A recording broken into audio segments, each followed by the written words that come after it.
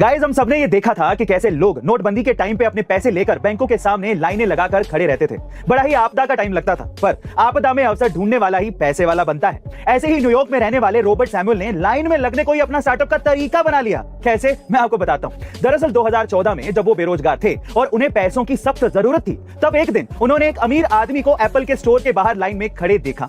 फिर रॉबर्ट ने उस आदमी से जाकर उनके लिए लाइन में लगने की बात कही और मजे की बात यह थी कि वो मान गया, क्योंकि आजकल टाइम किसके पास है। और इसके बदले रॉबर्ट को $350 मिले। जी हां गाइस, सिर्फ लाइन में लगने के 24,000 रुपए, जो कि उनकी जिंदगी की सबसे आसान कमाई थी। बस फिर क्या था, उन्होंने इसे अपने करियर के तौर पे शुरू कर दिया और अपने दोस्तों को भी नौकरी पर रख लिया। अब ये इनकी कंपनी ही बन गई है, जिसमें ये लोगों को लाइन में खड़े रहने की सर्विस देते हैं। गाइस, है ना ये अनोखा स्टार्टअप आइडिया? आपका स्टार्टअप आइडिया के बारे में क्या ख्याल है? कमेंट सेक्शन में जरूर लिखिएगा। Tell me your habits and I will tell you whether you will be successful और नॉट। गाइस, क्या आपने इससे पहले तक ये क्वेश्चन सुना है?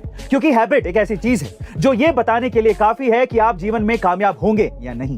कोई भी एक्शन हैबिट तभी बनता है जब उसे रिपीटेडली किया जाता है। ऐसे में आप किन एक्शंस को हैबिट में कन्वर्ट करेंगे, अच्छे या बुरे, या फिर प्लानिंग के साथ कुछ ऐसे एक्शन जिससे सक्सेस पाना और भी आसान हो जाए?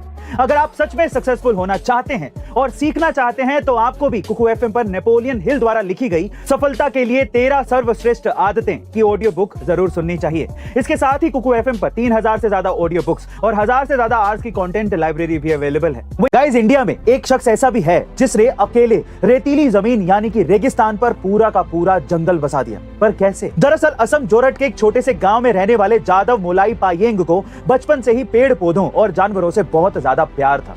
पर उन्होंने देखा कि समय के साथ साथ पेड़ पौधों की कमी होती जा रही है, जिसकी वजह से जानवर मर रहे हैं। इसके लिए उन्होंने वन विभाग को भी बोला, लेकिन सिर्फ रेत होने की वजह से वन विभाग ने कुछ भी नहीं किया। फिर क्या था, जादव जी ने ठान लिया कि जो करना होगा वो खुद को ही करना होगा और लग गए अपने मिशन पर, जहां वो घंटों सफर करके खाली रेगिस्तान में मेहनत से पौधे लगाने लगे। जिसे लोग नामुमकिन कह रहे थे, उसको उन्होंने 40 साल की लगातार मेहनत से मुमकिन बना दिया।